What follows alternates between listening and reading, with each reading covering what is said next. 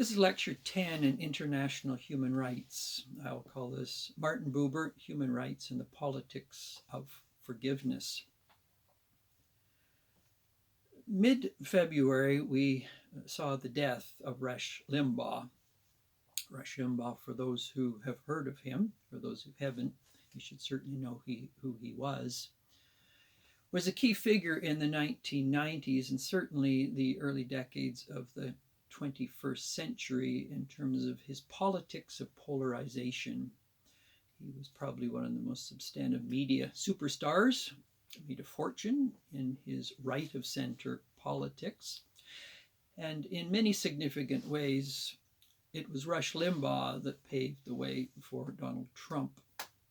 And interestingly enough, it was Donald Trump who gave Rush Limbaugh one of the top awards as an American citizen recently. And so to understand where Donald Trump comes from to some degree and who he's feeding off, it's essential to understand someone like Rush Limbaugh and the role he has played in the last 30 plus years in moving the Republican Party to the South to a more extreme right of polarization, simplifying issues, and the laundry lists of right-wing issues that Limbaugh and Trump himself hold high.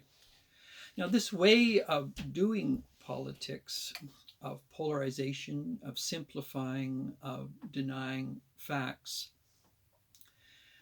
has serious consequences in terms of how people understand the role of human rights. But what I'd like to do is look at an alternate approach to understanding politics through one of the, probably the most important Jewish thinker, or certainly one of the most important Jewish thinkers of the 20th century, Martin Buber. Martin Buber was a key figure in Germany in the 1920s, 1930s. His key philosophical work, which is pretty well published in around the same period of time as Hitler's Mein Kampf and Martin Heidegger's Being in Time, I and Thou, looked at two ways of relating to people. The I, thou, or ich can do in German is you see the other as someone in which a listening, an attentiveness to them, and particularly the test of that is people we disagree with the most. We don't caricature, we don't polarize. In fact, the other, the thou, has meaningful insights to offer if we know how to listen to where they're coming from, and that goes both ways. Now, when people don't do that, they slip into I, it, ich und es relationships in which the other is trashed, demeaned, demoted, caricatured. And of course, this does not lead to meaningful politics or civility or any minimally significant way of dealing with human rights. Now, Martin Buber, as I mentioned, after this important philosophical work, I and Thou, what's happening in Germany in the 1920s, I might even add earlier, Martin Buber, as a young man, trying to feel his way into important issues in life, became very involved with the early movement amongst Jews towards a homeland and Zionism under Theodor Herzl. And for a time, Buber was taken by this, and he became to see very soon that this form of ethnic nationalism led to I-it relationships. And he only spent a limited amount of time with the Herzlian form of Jewish Zionism. And inevitably, you have people in their journey trying to find something worth living for, an ideal worth being engaged with. And the danger always is that people, in their desire to do what's important, often align themselves with questionable ideological positions that, as thoughtful people, they finally retreat from. And it's understandable that thoughtful, passionate people do get engaged with either right or left-wing positions. It was very similar to the high romantics in England, particularly William Wordsworth and Coleridge. They were enamored by the French Revolution in the late 1780s, 1790s, until they began to see the sheer violence that was taking place in the guillotining of people. So beyond the romanticizing, the idealizing of a position, and then actually seeing how it's played out in treatment of other people, in terms of I-it relationships, not I-thou, they then retreated from the revolutionary perspective. And then it's the same with Martin Buber. In his case, a swing to the right, in the High Romantics, a swing to the revolutionary left. But Buber in the 1920s, 1930s, he was probably the leading Jewish intellectual in Germany, and Frankfurt in Germany was a great center of the Renaissance of Jewish thinking in a sophisticated philosophical, theological, exegetical manner. And Buber, in that sense, was the shepherd of the flock.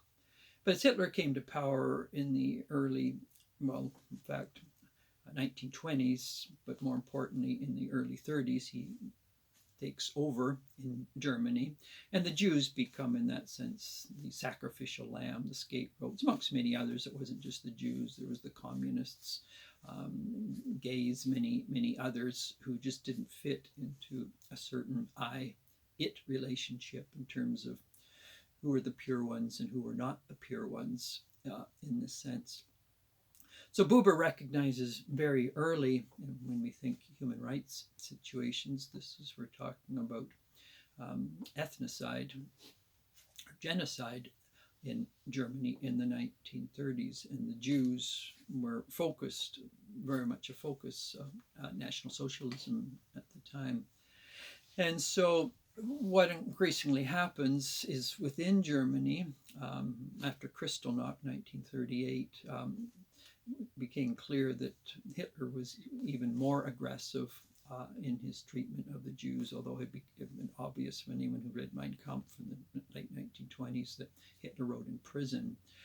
Buber was spirited out of Germany, and he had helped form the Hebrew University, and so he was brought into what was Palestine in 1938 at the time. So very much what you get in Germany is you get the oppressor, the oppressed, the ones who are the victims and the ones who are, in that sense, the tyrant or the oppressor. Martin Buber then, Palestine becomes Israel in 1948. But Buber recognized very clearly, he knew what it was like to be treated as an it by the Germans. And as a Jew, he understood what it meant to be marginalized, to be treated as an object for many of his, obviously his broader Jewish family, to go to concentration camps. So as Jews who were moving into Palestine turned Israel in 1948, for Buber it became a significant lesson in that he knew what it meant to be marginalized, so he did not want to be part of a people who would marginalize others, because often the oppressed often become the oppressor when they get power. And so the Palestinians in Palestine, increasingly so, were becoming the oppressed by a new oppressor who had known oppression not only in Germany but throughout their diaspora. They'd often been in ghettos and marginalized, been the scapegoat for political, religious pogroms in Russia and in other places.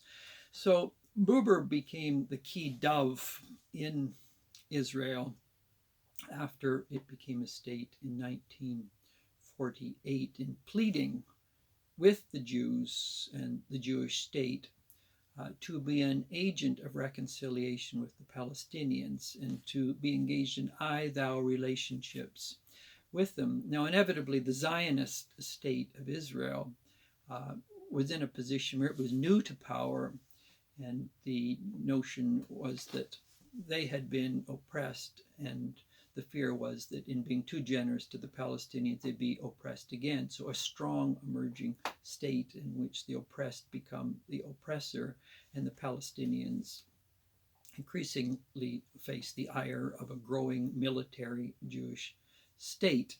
And Buber was torn between arguing from I-thou relationships with the Palestinians and other Jews who were Zionists. So he lived in this very difficult place. Now, after World War II, and this is where we'll get into human rights and the politics of forgiveness, is the German state came to Buber and they offered him, or they wanted to offer him, the Goethe Peace Prize, which is one of the highest awards that Germans can give, because of Buber's work both within Germany during the 1920s and 30s, but also his work in Israel with the Palestinians. Now, for Buber to say yes and to take the Peace Prize was an affront to the Jews, who, for them, it was, this is what the Germans did to us, the millions that were killed in concentration camps. How can you possibly take a peace prize from a people who've done this to us? You're Judas-like, betraying our own people. Buber's argument was, Germany has acknowledged what it has done, and if I refuse to take the peace prize, we are going to be doubly victimized. Not only the event, but our attitude of anger and bitterness and revenge and vindictiveness. We will essentially, our attitudes will be frozen in history. Another great German thinker of the 20th century, Hannah Arendt, her work, The Human Condition, has a large chapter in it on forgiveness. And forgiveness is the golden key that opens up the future for people, that if they do not know how to forgive what's happened in the past, which doesn't mean you forget what has happened and do not ask for justice for what has happened, but if a person does not know how to forgive what has happened in the past, they're doubly victimized, both the event that has happened and the attitude which freezes into them in terms of they treat the other as a nit. But for Buber, an I-thou relationship is, how do we encounter the other who has victimized us, but we refuse to be frozen both in deed and in attitude to that position.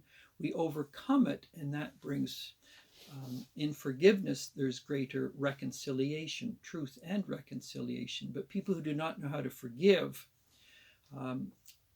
perpetuate the I-it relationships, and I-thou relationships are ones that overcome the tragedy, the suffering, the pain of the past, and move into a reconciliatory position as they move into the future. Very rarely in human rights do we talk about the virtue of forgiveness. But as I mentioned, Hannah Arendt, who I've discussed earlier, particularly her work on the banality of evil, or the evil of banality, in that sense of which much has been written on the last few years. She and Martin Buber shared many an affinity, and both, of course, knew as Jews what it was like to be mistreated within the German context itself. Arendt being a student of Martin Heidegger, and Martin Buber had written much about Heidegger himself during this period of time in the 20s, 30s, and where his philosophy actually, the problems with it in terms of I-thou, I-it relationships. And so forgiveness for Martin Buber, as for Hannah Arendt, is a significant human rights issue. And if people do not know how to forgive those who have mistreated them, and of course Buber and Arendt understand this was horrendous in terms of the millions in camps, then in fact, if they were not careful, they'd be in a different type of camp.